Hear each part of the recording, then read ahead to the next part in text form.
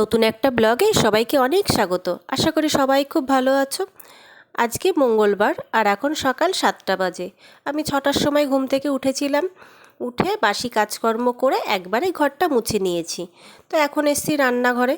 জামা কাপড়গুলো এখনও মেলা হয়নি, ওইগুলো একটু পরে মেলতে যাব। তো ভাবলাম দুধটা আগে জাল দিয়ে নিই। তো দুধটা জাল দেওয়ার সময় গ্যাসের সামনে দাঁড়িয়ে থাকতেই হবে, তো ওই জন্য একটু অন্য কাজও করে নিচ্ছি। তো একটা ডিম সিদ্ধ করে নিলাম, আর এইদিকে একটু মুসুরির ডালটা বসিয়ে দিলাম। বাকি রান্নাবান্না সব পরেই করব। ডালটা একটু হয়ে থাকলে পরে সুবিধা হবে। আর এই ডাল তো নাড়াচাড়ার খুব একটা দরকার নেই, ওই জন্যে বসিয়েই এখন যাচ্ছি ছাদে জামা কাপড়গুলো মেলতে। আর দুদিন ধরে বৃষ্টি হচ্ছে, তার জন্য তো গাছে জল দেওয়ার দরকার নেই।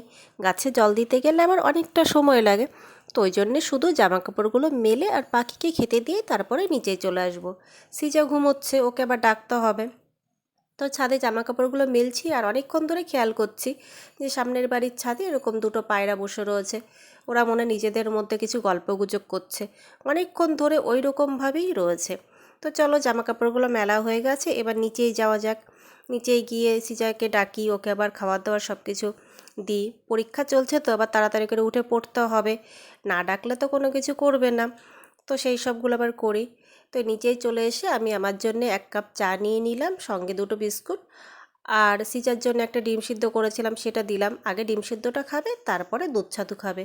আর এটা সিজার বাবার খাবার, পাশে ঘুগনি আর 2টো রুটি। তো ওকে এটা দিয়ে দিচ্ছি, ও খেয়ে তারপরে বেরোবে। আর এই যে এখন দুপুর হয়ে গেছে, সিজার পড়াশোনাও হয়ে গেছে। তো আমি ওর চুলে একটু প্যাক লাগাচ্ছি। কালকে রাত্রেবেলা ভিজিয়ে রেখেছিলাম মেথি আর চাল দিয়ে, একটু ভালো করে ধুয়ে তারপরে জল দিয়ে, বেশ একটু পরিমাণ মতন জল দিয়ে তারপরে এটা ভিজিয়ে রেখেছিলাম। আর সকালবেলা এটা মিক্সিতে একটু ভালো করে মিহি গ্রাইন্ড করে নিলাম। এটা যতই মিহি করে একটু দানা দানা মতন থেকেই যায়।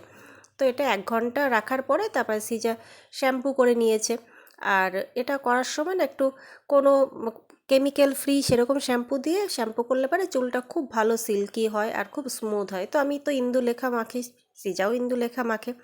তো ইন্দুলেখা শ্যাম্পু দিয়েই ও শ্যাম্পু করে নিয়েছে।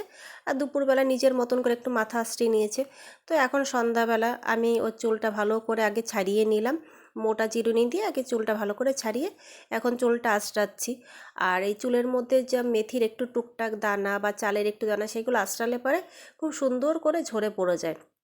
ও তো এখন এইসব অত ভালো করে পারে না, তো এগুলো আমিই করে দিচ্ছি। আর শ্যাম্পুটা করার পরে চুলটা এত সুন্দর স্মুথ সিল্কি হয় আর স্কাল্পটা এত পরিষ্কার হয়। আর যেহেতু এখন টিনেজ, তো এখন অনেক রকম সমস্যা আসবে চুলের, স্কিনের। তো চেষ্টা করি এইসব ছোট ছোট ঘরোয়া কিছু উপকরণ দিয়ে নিজের মতন করে একটু প্যাক বানিয়ে দেওয়ার। সেটা মুখের জন্যে, তারপরে মাথার জন্যে। নিতে তো কোনো কিছুই চায় না, তবে আমি একটু জোর করে করেই দিই। মানে এখন থেকে যদি একটু ভালো করে এগুলো না ধরি তো পরে খুবই বাজে হয়ে যাবে। আর এখন যা ওয়েদার, যা জলের অবস্থা, তো মানে আমারই এত চুল উঠে গেছে, তো ওর তো সেরকমভাবে চুল উঠবে। আর তাছাড়া খাওয়া দাওয়া তো অনেক কিছু করে না, অনেক কিছু খায় না, খাওয়া দাওয়ার উপরও একটু নির্ভর থাকে সব কিছুই। তো যাই হোক, ওর চুলটা আমি ভালো করে আঁচড়িয়ে এখন বেঁধে দিচ্ছি। আর এই চুল মানে দুপাশে বেনুনি তো ও করতে চায় না, তো আমি করে দিলাম। যেহেতু এখন রাত্রেবেলা একবারে বেনুনি করা থাকবে আর এরকমভাবেই শুয়ে পড়বে। তো এখন সন্ধ্যাবেলা চুল টুল বাঁধা হয়ে গেছে, এখন পড়তে বসবে। তো দেখো সুন্দর করে বেঁধে দিয়ে এখন টাইট করে বেঁধে দিলাম। এমনি একটা বেনুনিও বেশি পছন্দ করে। তো এই যে বাঁধা হয়ে গেছে, এখনও পড়তে বসুক। তো চলো তাহলে আজকের ভিডিওটা এখানেই শেষ করলাম। সবাই ভালো থেকো, সুস্থ থেকো। আর ব্লগটা কেমন লাগলো সেটা অবশ্যই জানিও। ভালো লাগলে একটা লাইক, কমেন্ট, শেয়ার করে দিও। তাহলে আজকের মতন টাটা।